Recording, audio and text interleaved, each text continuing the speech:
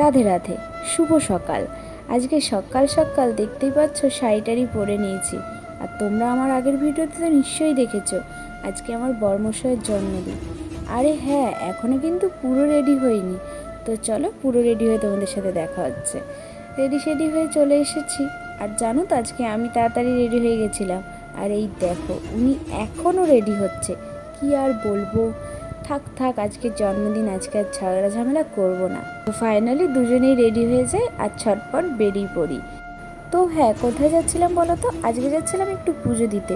ওনার জন্মদিন বলে কথা, আজকের সকালটা নয়, ঠাকুরের কাছ থেকেই শুরু হোক।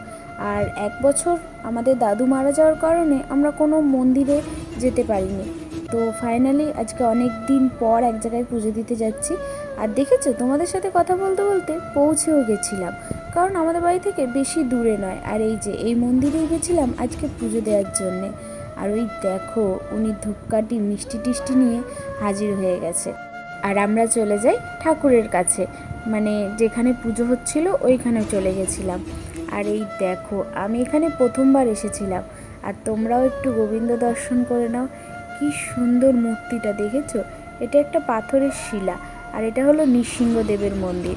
আর আমরা অনেক সকাল সকাল চলে গেছিলাম। আমরা যখন গেছি তখন গোবিন্দকে স্নান করানো হচ্ছিল। তো তোমরাও একটু দর্শন করে নাও। গোবিন্দকে স্নান করানো সব কিছুই যেন অপূর্ব লাগে, তাই না? আর ওনার রূপ দেখেছো কি দারুণ, কি সুন্দর, কত ভাল লাগছিল দেখতে। আর পুজো শেষে আমরা বাইরে এসে দেখি এই অবস্থা, ভীষণ বৃষ্টি হচ্ছিল।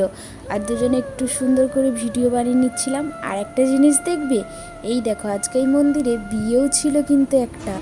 আমি কি করব বুঝতে না পেরে একটু ভিডিওই বানাচ্ছিলাম, কারণ বাইরের যে অবস্থা, না বেরোতে পারছিলাম, কিছুই করা যাচ্ছিল না, ভীষণ বৃষ্টি হচ্ছিল।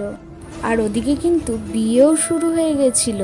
বিয়ে টিয়ে দেখে আবার বসেছিলাম, কারণ বৃষ্টির তো থামার কোনো নাম গন্ধই ছিল না। এই দেখো ভীষণ জোরে বৃষ্টি হচ্ছিল, ক্যামেরার জন্য ভালো করে দেখাতে পারছিলাম না। আর এদিকে ওনাকে দেখো, একটা ভাইয়ের সাথে গুলি খেলতে ব্যস্ত ছিল। তো ফাইনালি কিছু না ভেবে দুজনে এইভাবেই বেরিয়ে পড়ি। আর দেখবে নাকি ওনাকে একটু, এই দেখো কি অবস্থা করেছে। তো আমরা ফাইনালি বেরিয়ে পড়ি বাড়ি যাওয়ার উদ্দেশ্যে। আর বিশ্বাস করো ভিডিওটা কন্টিনিউ করার মতো অবস্থা ছিল না। কেমন লাগলো অবশ্যই জানাবে। আর তাড়াতাড়ি ফলো করো আমার পেজটা। টাটা।